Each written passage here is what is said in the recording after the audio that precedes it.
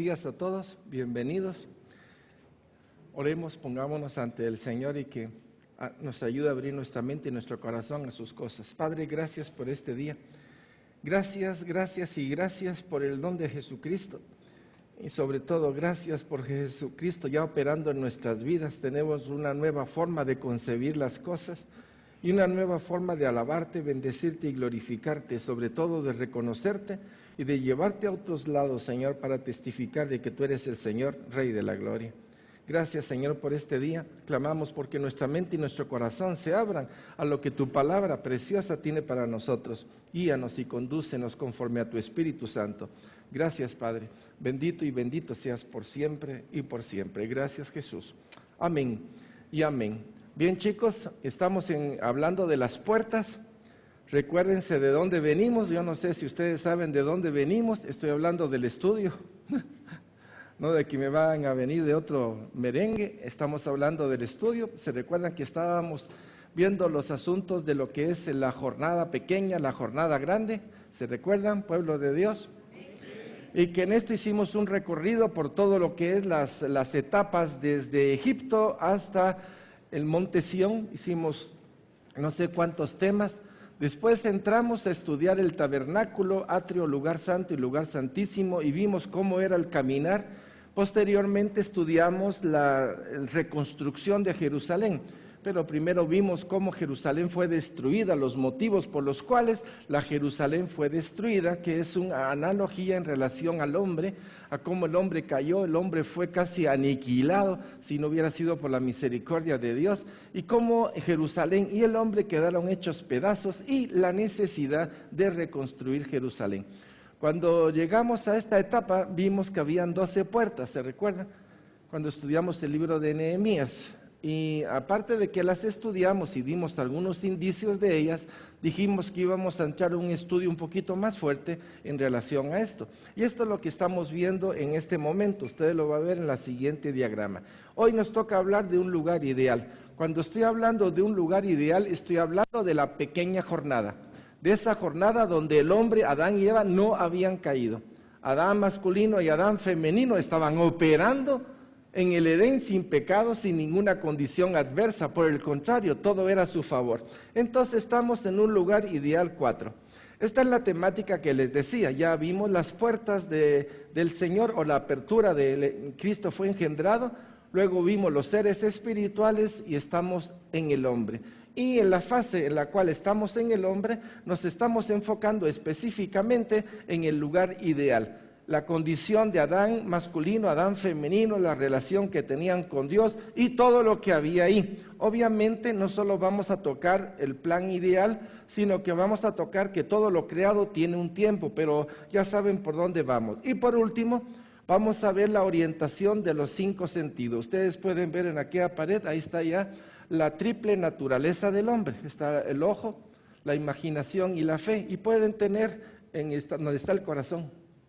Donde está el corazón. Esa es la triple naturaleza, es todo lo que vamos a estudiar bajo el punto de vista original y cómo todos esos sentidos se volvieron perversos, opuestos, contaminados, degenerados, en pocas palabras, corruptos para con Dios, y la necesidad de limpiar todo eso. Así es que sería la siguiente etapa. En lo que se refiere a la visión general, es importante recordar que la primera puerta que se abrió fue Cristo engendrado. La primera puerta, Cristo engendrado. Posteriormente, en el ámbito de Jesucristo, viene la segunda puerta, que fue la creación de los seres espirituales, y todo es sostenido por Dios. Este diagrama es básico para nosotros, y este diagrama lo vamos a explicar con muchos detalles cuando entremos a lo que es la preparación de auxiliares de retiro. De estos, un ser espiritual, junto con otros, pues se revelaron a Dios, abrieron la puerta de la caída y de la separación eterna, lo que podríamos llamar el poder de las tinieblas, solo para ponerle un nombre, porque todo está bajo la soberanía de Dios. Posteriormente hablamos de la creación del cosmos, la creación del mundo y por último la creación del hombre, que fue hecha a imagen y semejanza de Dios. Aquí estamos en ese momento donde el hombre estaba bajo esa condición ideal y tenía la cobertura de luz, tenía una cobertura que le permitía entrar y relacionarse con Dios. A esto es lo que le hemos llamado en este momento un lugar ideal 4, porque son tantos detalles los que hay en el Génesis que tenemos que ir poquito a poquito. Y ustedes dirán, pero si el Génesis, el capítulo 1 y el capítulo 2 es chiquitito, sí. Pero si usted se va a meter al resto de la Biblia, el resto de la Biblia cae perfectamente dentro de esos capítulos, porque la invitación de Dios fue que el hombre no se pierda, sino que el hombre sea salvo. Y la primera invitación directa fue en el Génesis, cuando pone el árbol de la vida. El árbol de la vida era la invitación de Dios al hombre para que el hombre participara de la divinidad de Dios. Como el hombre no lo ha hecho, solo hubo un preámbulo que se abrió mientras Jesús venía para recuperar, restaurar al hombre y levantarlo a una condición superior.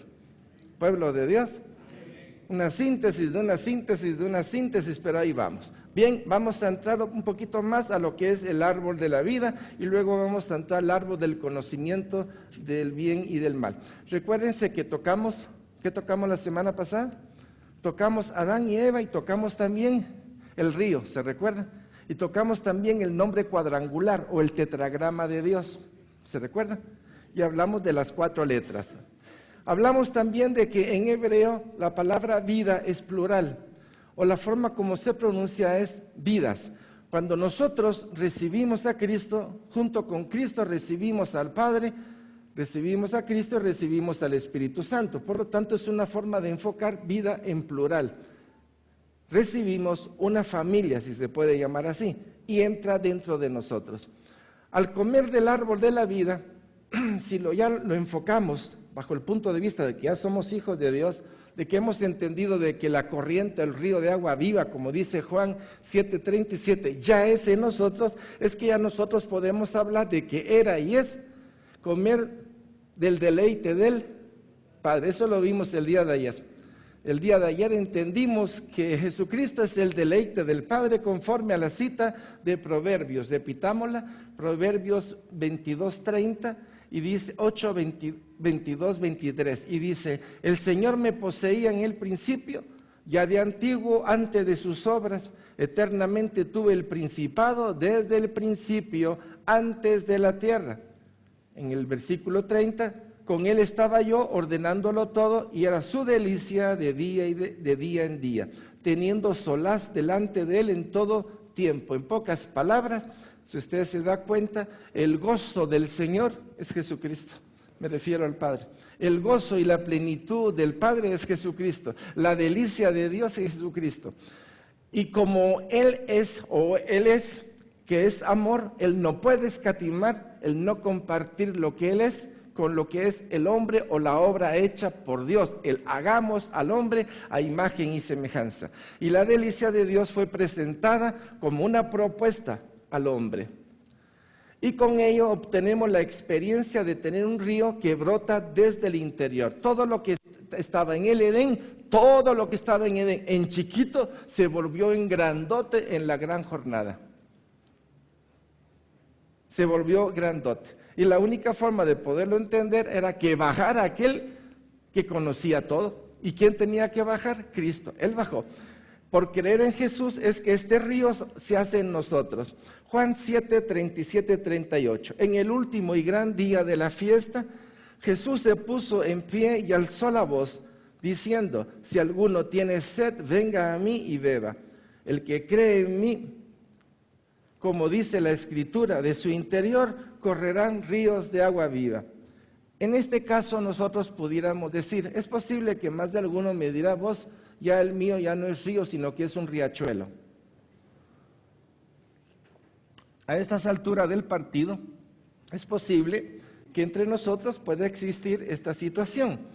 ¿Por qué o qué obstáculo o qué es lo que hace que ese río de agua viva se vuelva un riachuelo? Una forma es constrictar al espíritu. No leer, no estudiar, pensar que es harta obligación de Dios. Fíjese lo que estoy diciendo. Como quien dice, no solo, sino que encima somos como le llamamos a esta tierra, ¿verdad?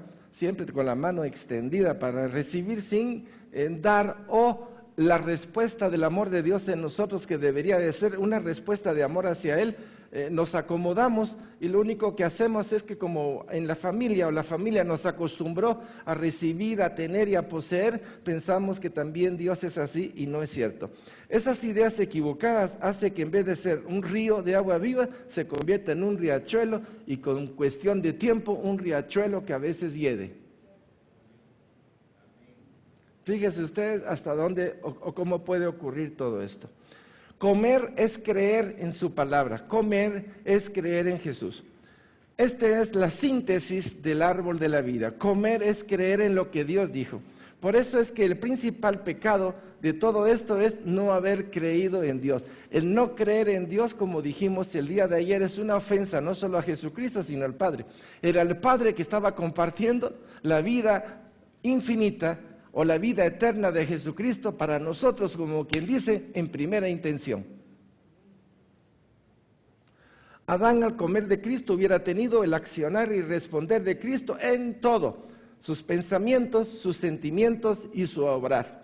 Por ejemplo, ahorita nosotros estamos en una condición enajenada, como quien dice, en una condición que ideal era en Edén, sin pecado, ¿se recuerdan? Original. Pero el hombre fue degenerándose, y el hombre, al ir degenerándose, ha hecho de lo bueno pequeño del hombre lo bueno que a veces parece más malo que bueno, y el hombre vive con una buenitis que diera la impresión de que lo va a salvar. Esa enajenación de pensamiento, esa enajenación de su sentir a todo nivel, le ha hecho creer algo que en el fondo no es cierto.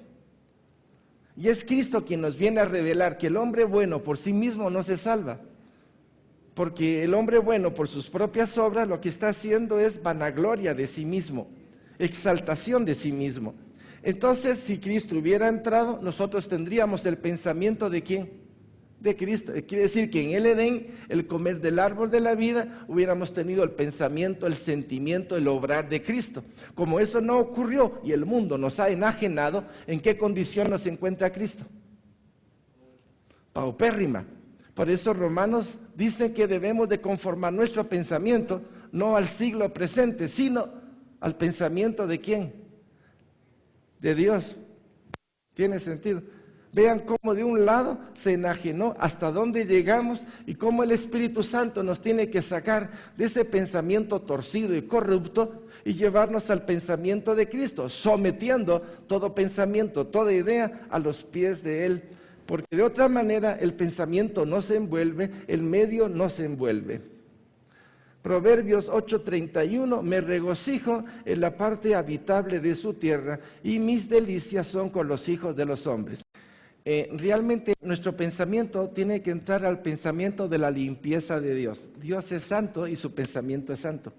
Cuando Él dice que Jesucristo es la delicia, y Jesucristo dice que nosotros somos su delicia, y que Él se presenta en el Edén para que comamos de lo que es la delicia de Dios, es una invitación directa a participar de la eternidad con Él. Este pensamiento nos tiene que quedar claro. El día de ayer sé que costó un poquito, pero era obvio que cuando damos los primeros pasos en ciertas citas bíblicas o pensamientos o el método inductivo que nos lleva ahí, nuestro proceso mental a veces nos cuesta un poquito, porque no estamos acostumbrados a tal grado de delicia de conocer las delicias de Dios, por nuestro pensamiento, como les dije antes, deteriorado o corrupto, etcétera, todo lo que ya sabemos. Bien, en relación al árbol de la vida, dijimos que el árbol de la vida representa la redención, ¿se recuerdan? Ahora, necesito que este pensamiento lo agarren bien, aunque lo hemos repetido. El árbol de la vida representa una invitación a ascender a un lugar diferente a donde Adán y Eva estaban. Por lo tanto, ese subir, ese trasladar de un lado a otro se conoce como redención. Ahora, inmediatamente que la persona pasa de un lugar inferior a un lugar superior, aunque se llama redención, la redención viene acompañada con revelación de Dios. Por ejemplo, el día que usted le dijo sí a Cristo Jesús, no solo fue soy salvo, le comenzó a venir un montón de detalles preciosos de Dios que antes no entendía. ¿Es cierto o no es cierto?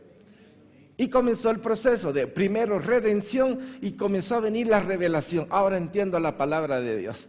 Ahora mi oración tiene sentido. Ahora sé orar en el nombre de quién para que la oración llegue al Padre. Y comenzamos a ver los dones, etcétera. Lo que antes estaba oculto, ahora se hizo visible a nuestros sentidos espirituales. Entonces, luego de la redención viene la revelación.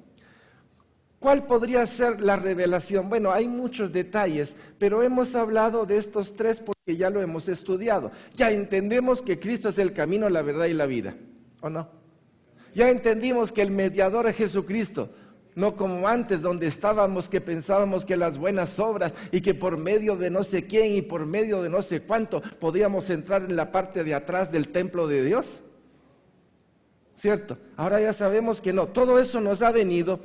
Y también que no hay ningún otro nombre dado por Dios, sino que solo Jesucristo. Entonces, estos elementos vienen a conformar parte de la revelación. Solo he puesto estos tres como una idea de lo que es redención y revelación, para luego entrar a la última etapa que vendría a ser la satisfacción. Si pienso en satisfacción como delicia, ¿quién es la delicia entonces hoy del hombre? Cristo. Y si entendemos que Cristo es la delicia del Padre y nosotros estamos en Cristo, ¿a dónde vamos a ir a parar? A la delicia superior, y a eso le vamos a llamar a la satisfacción perfecta y eterna. Vea cómo en el orden descendente y en el orden ascendente encontramos los mismos elementos. ¿Está claro el punto? Ok. Es una invitación a participar de la divinidad de Dios. Ahora, lo que en el Génesis, este pensamiento que les voy a dar, que lo hemos repetido muchas veces, por favor tiene que hacer un clic muy especial. En el Génesis solo era una pequeña jornada. Al cerrarse la jornada, se cierra el tiempo del hombre y entraríamos a la eternidad de Dios, ¿cierto? Ahora, al caer el hombre, Dios elongó el tiempo. Y al final vamos a hacer como que si el Génesis hubiera sido de una vez. Por lo tanto, todos los libros y toda la historia sagrada solo hizo que se abundara el tiempo, pero solo había que unir el Génesis para comer del árbol de la vida y se cierra la historia del hombre. ¿Me estoy explicando? Esta idea nos permite una paz y una alegría de saber que por su amor elongó. Y por su amor elongó su misericordia. Esa elongación que se llama longanimidad de Dios prolongó todo, así como un padre prolonga en su hijo una paciencia para que este hijo despierte, para que este hijo haga, para que este hijo avance, etcétera, etcétera. Nosotros somos un reflejo de lo que podríamos llamar el amor de Dios. Un reflejo, fíjese. Cuando entremos a la verdadera dimensión de Él, nos vamos a quedar con la boca abierta. Apocalipsis 22, 3, 5. Y no habrá más maldición. O sea, en pocas palabras, conocimos la maldición. Adán y Eva no tenían por qué andar con ese rollo. Adán y Eva no tenían por qué conocer la maldición. Pudieron haber pasado directamente a tener el pensamiento de Jesucristo, ¿o no? Pero en fin, pasaron por la maldición. Por esa gran jornada, y ahora dice el Apocalipsis, y no habrá más maldición. En pocas palabras, la maldición entró porque Adán comió. Y el trono de Dios y del Cordero estará en ella. En pocas palabras, el árbol de la vida y el árbol de la ciencia del bien y del mal, bajo otra versión. Y sus siervos le servirán y verán su rostro, y su nombre estará en sus frentes. No habrá allí más noche, y no tienen necesidad de luz de lámpara ni de luz del sol, porque Dios, el Señor, los iluminará y reinará por los siglos de los siglos. Perfecto. ¿Están ustedes preparados? Dígame sí. Sí, es que si no me dicen sí, no les los digo. Dígame sí. Sí, ok. ¿Cuál es el único lugar donde hay luz pura, perfecta y santa? Va, pues, ya saben. ¿Desde cuándo nos dijo eso? No es nada nuevo. Ya conociendo lo que Dios es, que es luz, y que Él como luz tiene su cubierta de tinieblas santas, porque es una forma, por amor, para proteger a los demás que todavía no tienen ese alcance, especialmente al hombre. Porque el hombre tiene que ser revestido con traje de salvación y de luz. Y en Adán lo tenía, lo perdió. Cristo nos lo ha dado a través de esa túnica blanca de justificación ante el trono de Dios. Pueblo de Dios, estamos. Que a veces cuando uno habla de luz está entendiendo como esta claridad, Sí. Pero no es esta claridad realmente, sino que es el conocimiento o la relación espiritual que se tiene. Es decir, es un avance mayor que nuestra propia físico o aspecto físico existencial. Hablaba yo ayer que tengo un paciente que es metafísico y ellos lo entienden como la luz, claridad, pero no la relacionan como conocimiento y relación en Cristo Jesús.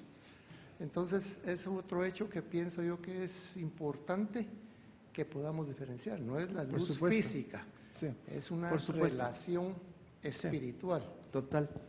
Recuérdense que el sistema donde nosotros estamos es un sistema cerrado. Donde estamos está cerrado. De aquí nadie sale si no es por medio de Cristo. Es un sistema cerrado. O con Él o sin Él. O es por medio del conocimiento, de la aceptación de Jesús, por gracia, por don, o nos quedamos trabados. El hombre solo tiene una opción y es la salvación, porque ya la condenación ya la traemos. Entonces el sistema es cerrado. Ahora, en este sistema cerrado, si la luz de Cristo no nos ilumina para entender la luz de Él, de la luz natural, obviamente estamos perdidos. Y ese es el problema. Ahora, el hecho de saber eso quiere decir que esta persona no es conversa. Hay que llevarla a los pies de Cristo, para que viendo la luz de Cristo pueda hacer la diferencia. Por ejemplo, hasta lo bueno. Cuando hablamos de lo bueno, hablamos de que lo bueno de Dios es con todo mayúscula. Bueno de Dios es todo mayúscula. Y lo bueno del hombre, todo es minúscula. Así como cuando hablamos del Dios verdadero es con D mayúscula, y cuando hablamos de los dioses falsos hablamos con D minúscula. Pero lo bueno de Dios, todo es mayúscula. Lo bueno de Dios. Para distinguirlo de lo bueno, pichacato, del hombre, que es pura filosofía barata, del hombre por el hombre, en una autoexaltación, pese al dolor de los demás. Los famosos trapos de inmundicia. Chicos, ¿estamos? Amén. Ok, bien. No dolor, perdón, no leí todo. Y porque Dios el Señor los iluminará y reinará por los siglos de los siglos. Los hombres le llaman a esto los eones de tiempo. Está bueno, es una bonita palabra, ¿eh? Eones de tiempo. Bueno, aquí dice de siglo en siglo. Es una forma de entender que esto no va a terminar. Y no dolor, no muerte, y a vivir en su presencia. Ahora, si todo esto es así, ¿qué hubiera pasado con Adán y Eva? No hubiera habido maldición, no muerte, no dolor, no sufrimiento. Tuvimos que pasar por todo esto porque hubo una decisión. Ahora, cuando yo hablo de Adán y Eva, estoy hablando de usted, estoy hablando de mí. Por favor, ¿qué eso quiere decir? Me pongo en el lugar de Adán y en el de Eva, y no digo por culpa de ellos, es que me veo a mí mismo y digo, Señor, si no fuera por tu gracia y por tu amor, yo seguiría bajo la condición adámica. El Padre, el árbol del conocimiento del bien y del mal. Esta interpretación, que es lógica, deducible por todo lo que hemos estudiado, la vamos a enfocar ahorita bajo el principio hebreo de qué quiere decir el bien y el mal. Como principio, nadie puede ir al Padre sino por Cristo. Ese es un principio inalterable. Por favor, apúntelo con rojo y con verde. Es un principio inalterable. Nadie va al Padre sino por Cristo.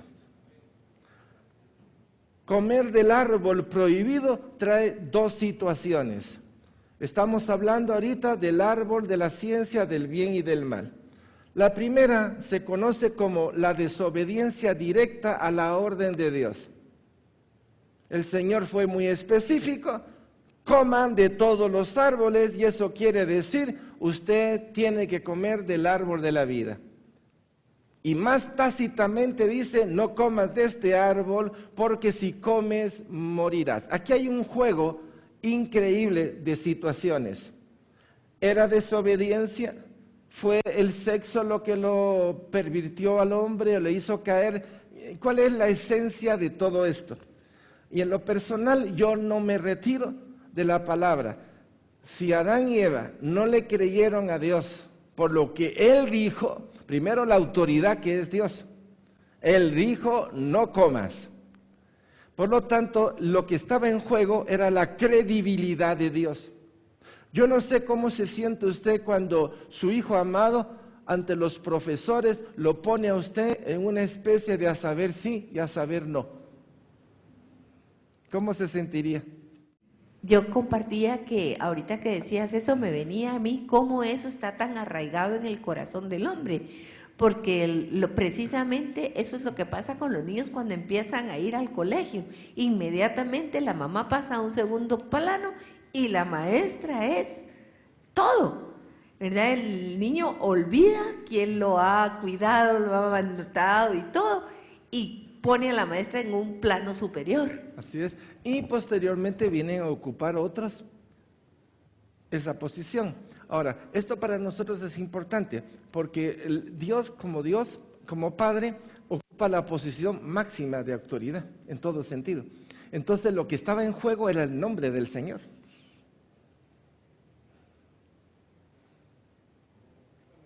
¿Sí? Y ahí poner el nombre del Señor, la palabra es incredulidad. Entonces, no obedecer, el trasfondo es incredulidad. Por la incredulidad el hombre cae. Ese es el pecado que condena al hombre. Porque el pecado que lo salva es creer en Jesús. Por lo tanto, si creer en Jesús lo salva, lógicamente uno puede decir, por no creer es que me condeno. Y efectivamente es ese. Cuando uno habla de desobediencia, perdón. Cuando uno habla de desobediencia, lo que está diciendo es, no le creo a aquel que me está diciendo, como primer punto. Porque si uno creyera a aquel que lo está diciendo, uno no haría esas cosas. Pienso yo, pues. En el plano de Adán y Eva, yo no lo creo. Pero obviamente la intervención de Satanás hizo un juego de palabras y pervirtió la lógica del hombre. Vamos a verlo. Es el pecado que separa y condena. El pecado de no creer a Dios es el pecado que separa. Dios no quiere tener a nadie en el cielo que no crea en Él como autoridad máxima. Como quien dice, mi palabra es vida. ¿Tiene lógica o no tiene lógica? El simple hecho de creer, como los ángeles creen porque lo ven, ya es otra dimensión. Dimensión que todavía nosotros no conocemos plenamente, pero que el Espíritu Santo nos está llevando a eso. Juan 3, 16, 19, oiga esto. Porque de tal manera amó Dios al mundo, que ha dado a su Hijo unigénito para que todo aquel que en Él cree, no se pierda, mas tenga vida eterna. Dice después, porque no envió Dios a su Hijo al mundo para condenar al mundo, sino para que el mundo sea salvo por Él. En pocas palabras, el mundo está caído porque no cree en Dios. El que en Él cree no es condenado. Por eso es tan importante esta palabra. No es desobediencia, es creer. Y esta es la palabra clave en el reino de Dios. O le creo o no le creo a Dios. Creer es salvación. Creer es proceso de santidad. Creer es caminar en el árbol de la vida. Dice después, pero el que no cree ya ha sido. Y no es solo lo que estábamos hablando, ya viene con la condena. No creer, porque yo puedo ser obediente, ¿no? En muchas cosas, por bueno, porque doy, porque soy buena gente, porque mi papá, pero todo eso es trapo de inmundicia. La clave es el acto simple de creer en aquel que bajó, murió, resucitó, y ahorita es el sumo sacerdote nuestro ante el trono de Dios. Entonces, todo esto es un acto de fe. Y dice, el que en Él cree no es condenado, pero el que no cree ya ha sido condenado porque no ha creído en el nombre del unigénito Hijo de Dios. Como la palabra creer es básico. Y esta es la condenación, que la luz vino al mundo y los hombres amaron más las tinieblas que la luz. En pocas palabras, le creyeron más a las tinieblas que a la luz, que es palabra de vida. ¿Ok? Comer del árbol del conocimiento del bien y el mal, en el fondo es un acto de rebelión. Entonces, una desobediencia que trae como consecuencias una rebelión. Y esta rebelión tiene su costo. Ya que tú has decidido tomar por ese camino, está bien, toma por ese camino, pero vea usted la misericordia de Dios. Tú irás por ese camino, pero yo iré detrás tuya. ¿No es esa una declaración del Edén? ¿Y para qué le hizo traje, pues? ¿Para qué le hizo una vestimenta?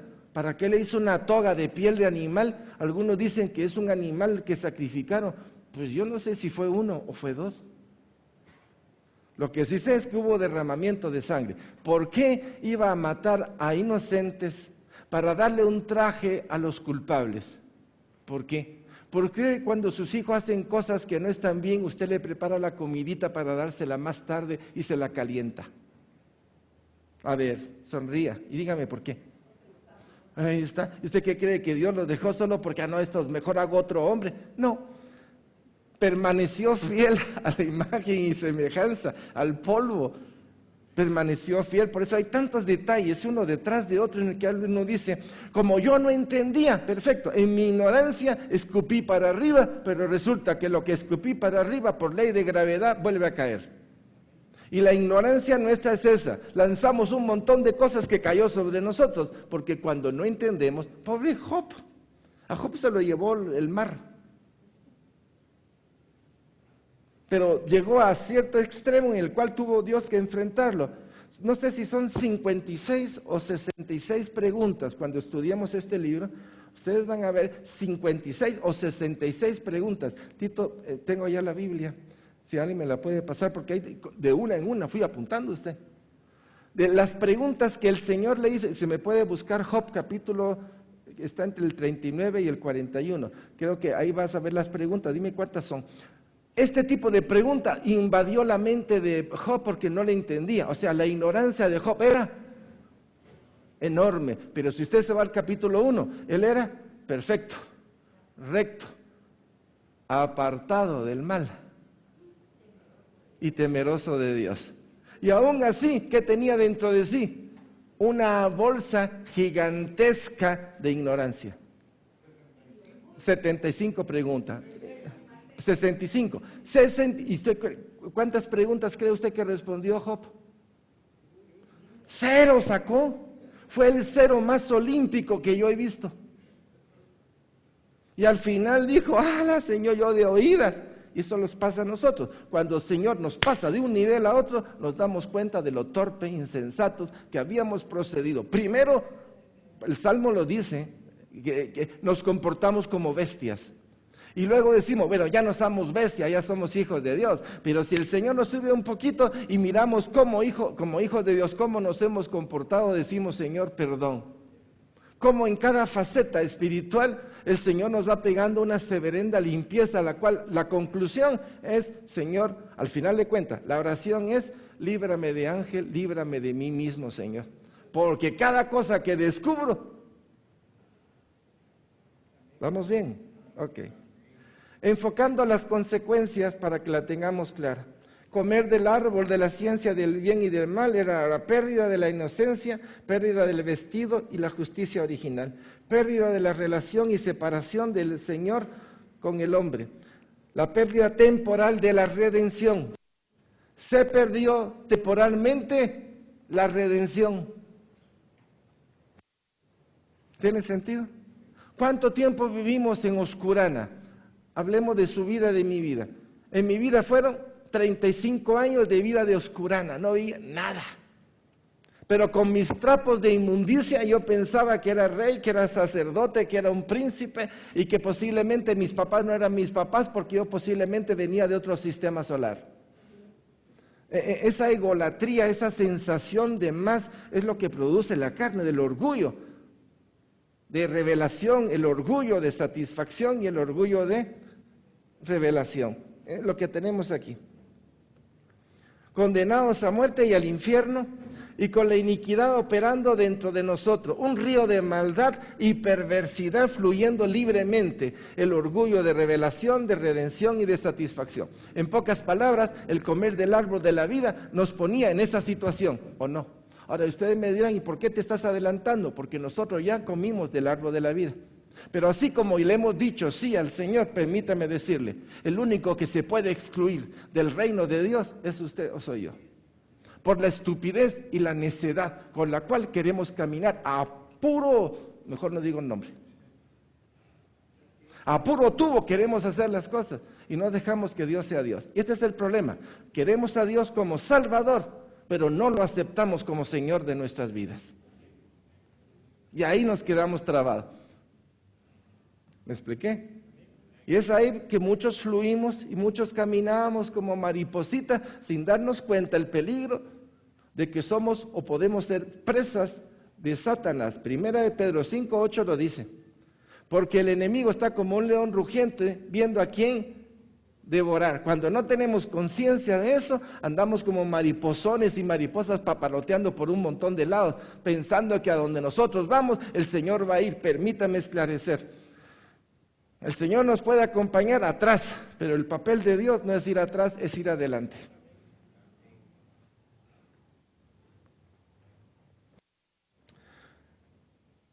Echados del huerto y puestos en la tierra, enfocando las consecuencias, con el corazón corrupto y con la capacidad de corromper y de contaminar el medio, el sistema, el mundo.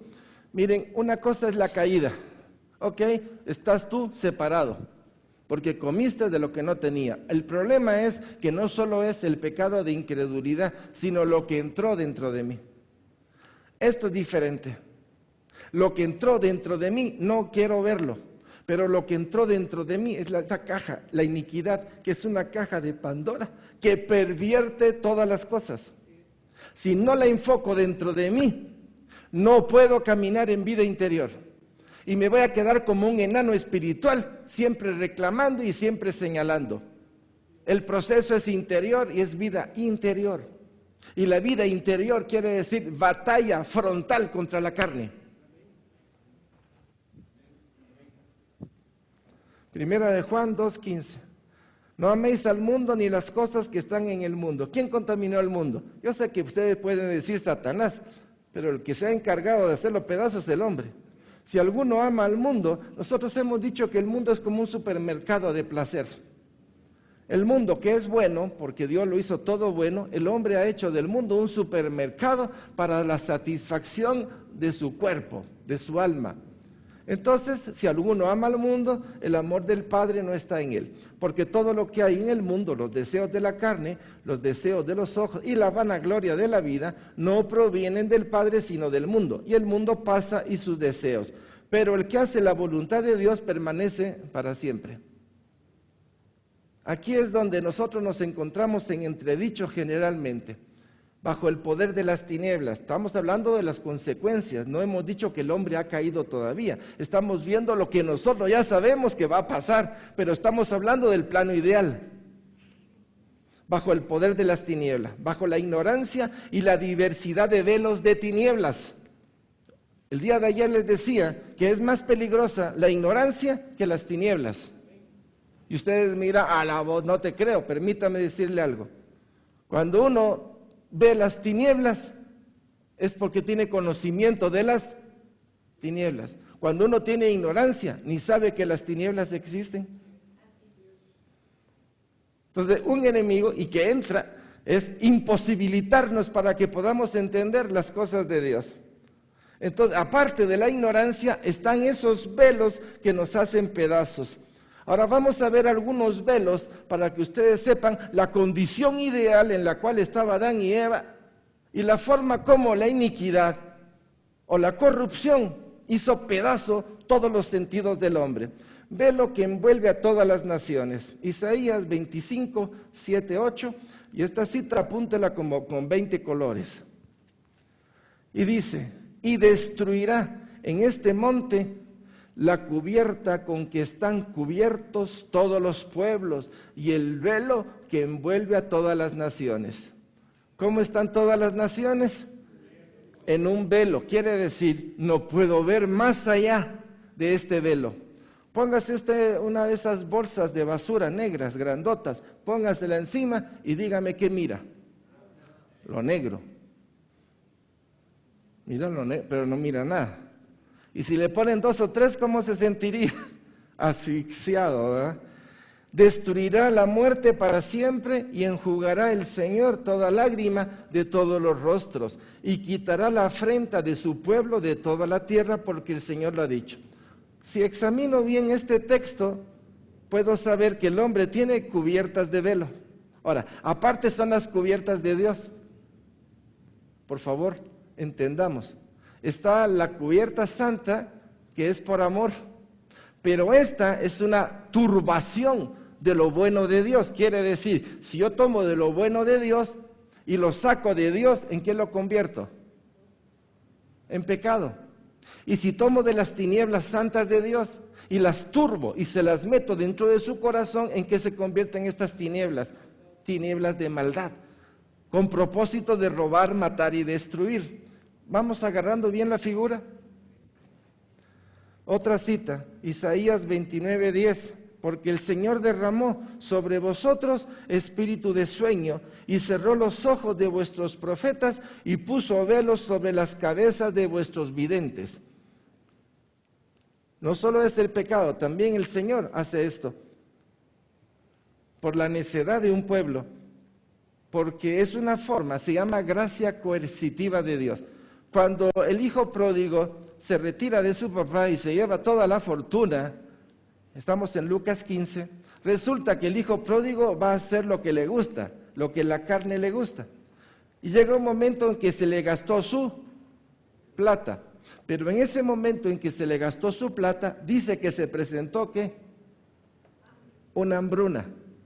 Y la hambruna hizo que la condición que ya tenía él caída, la hambruna lo llevara más bajo. Y estando más bajo, la lipidia espiritual, en el hambre, dice que ahí fue el hombre donde entró en sí. Eso quiere decir, encontrarse en esa condición también es parte del obrar de Dios para hacerte regresar. Esas cosas negativas se llama la gracia coercitiva. Dios, por lo bueno que es, te atrae por su amor. Pero si tú no quieres, lo vas a enfrentar a Él en el otro lado. Porque por cualquier lado donde tú camines, vas a caminar siempre en su presencia, aunque no te des cuenta. Pero hay algunos, por ejemplo, mis 35 años fueron de topón, topón y topón. Creo que Dios me estaba trabajando por el otro lado. Porque por este lado como que no había obediencia, ni había fe, ni había nada, ¿va? Solo la mascarota de buenitis. Hasta que me quitó la máscara. Velos mágicos. Ezequiel 13, 18 y 21. Y dice así, así ha dicho el Señor, hay de aquellas que cosen vendas mágicas para todas las manos y hacen velos mágicos para la cabeza de toda edad para cazar a las almas. Cuando la religión, como sabemos de dónde salimos, hacen estas cosas, ellos manejan la magia. Repito, hay de aquellas, y entre paréntesis hasta podemos poner iglesias grandes. No quiero decir el nombre porque ustedes saben muy bien de quién estoy hablando. ¿Ustedes conocen esa iglesia? Hay de aquellas que cosen vendas mágicas para todas las manos y hacen velos mágicos para la cabeza de toda edad, para cazar las almas. ¿Qué les parece? Habéis de cazar las almas de mi pueblo para mantener así vuestra propia vida, y no es lo que está haciendo esta iglesia malvada, reteniendo almas en la ignorancia. Entonces, estamos viendo lo que son las consecuencias, pero todavía estoy en el plano ideal, estoy en el plano 4 de la condición del hombre. Ahora estamos como revisando lo que sería comer del árbol de la ciencia del bien y del mal. Con toda la experiencia que hemos tenido y con lo que conocemos la palabra de Dios, yo me pregunto, con todo esto, si nosotros estuviéramos ahorita en el Edén, ¿comeríamos del árbol de la vida? Conociendo toda la destrucción que trae comer el árbol de la ciencia del bien y del mal en el momento que no es adecuado.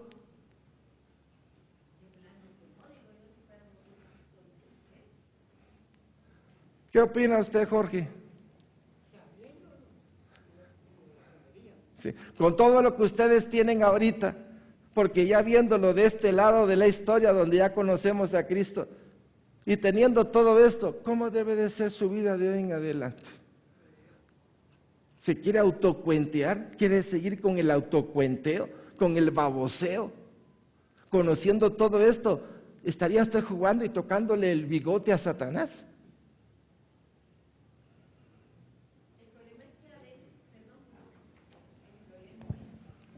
El problema es que no lo bajamos a las situaciones diarias, porque sí lo podemos entender en nuestra mente, pero ese tocarle el bigote a Satanás vendría a ser cuando nos entontamos con cosas de la vida diaria que no tienen nada que ver con el reino, y por causa de los negocios de esta vida, por los problemas que nos ocurren o por las circunstancias de cada día, prácticamente sí le tocamos los bigotes a Satanás, porque dejamos de ver al Señor y nos envolvemos en los asuntos de esta vida, que es lo que dice Juan en 1 Juan 2:16, que no amemos al mundo. Eso quiere decir entonces que si el Señor nos pusiera en la condición ideal del Edén, ya conociendo todo esto, estaríamos tocando el árbol.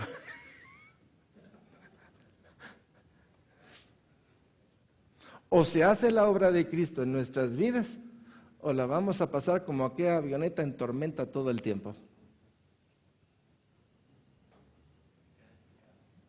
Terrible.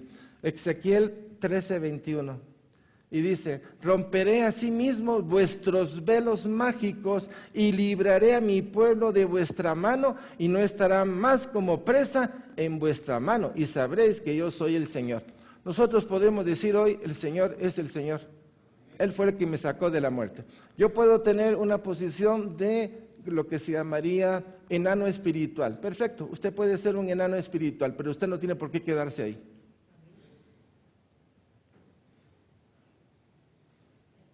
Yo tengo mucho. No, no se trata si tengo mucho o tengo poco, porque recuérdese, si a mí me dio 2 el Señor, ¿cuánto debo de entregarle? Y si usted tiene 1, ¿cuánto tiene que entregarle? Y si tiene 0.5, ¿cuánto tiene que entregarle? 1. Cada quien en su medida tiene que responderle al Señor.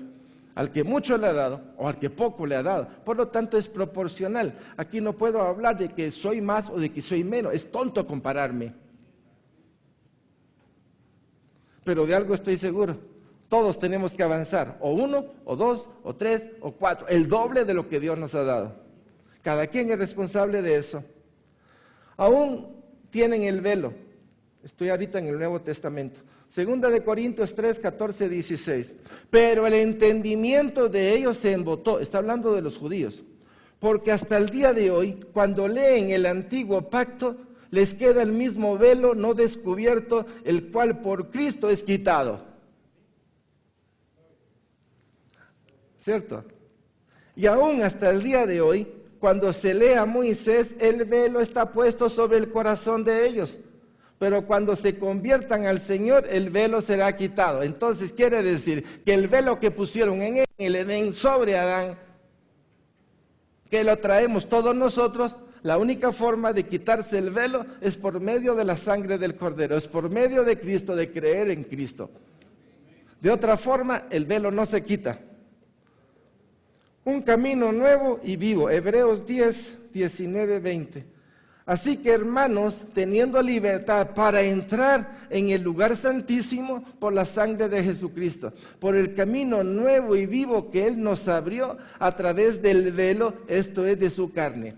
Él abrió el velo hacia arriba y abrió el velo que estaba en nosotros. Ese velo es la iniquidad.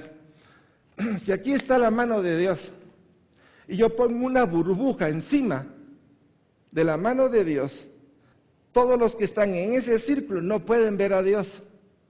Pero Cristo es el que viene a combatir la injusticia y es Cristo quien comienza a quitar la iniquidad y no solo lo puedo ver a Él, sino que comienzo a ver al Padre que antes solo de conocimiento lo tenía.